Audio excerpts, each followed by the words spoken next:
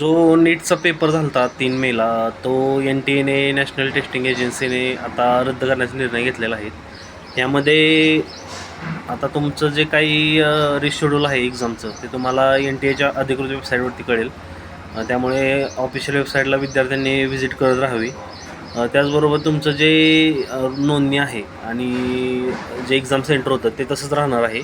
त्यामध्ये काही चेंजेस करता येणार नाही. तुम्हाला नवीन रजिस्ट्रेशन करायची गरज नाही आहे.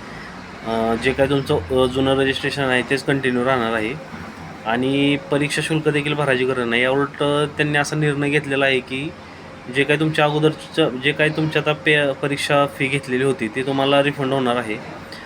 त्यामुळे हा असा महत्त्वाचा निर्णय आहे. परंतु जी पेपरफुटी प्रकरणाची जी गोष्ट झाली ती अतिशय दुर्दैवी अशी गोष्ट आहे ही. कारण लाखो विद्यार्थ्यांची जी काही तयार करत असतात विद्यार्थी, त्यांच्या एका चुकीमुळे त्या सर्वांच्या भविष्याच्या जी काही वाटचाल आहे त्या वाटचालीमध्ये हा येणारा मोठा अडथळा म्हणायला लागेल. कारण जे प्रामाणिकपणाने तयारी करतायत त्यांच्यासाठी परत वारंवार अशा गोष्टीला सामोरे जाणे हे योग्य नाही आहे. त्यामुळे सरकारने याकडे अजून व्यवस्थित लक्ष द्यावे. आता सध्या CBIकडे तपास चालू आहे. जे काही ह्यामध्ये दोषी असतील त्यांवरती कठोरात कठोर कारवाई होणार आहे असं केंद्र सरकारने सांगितलेलं आहे. त्यामुळे एक्झाममध्ये पूर्णपणे पारदर्शकता यावी.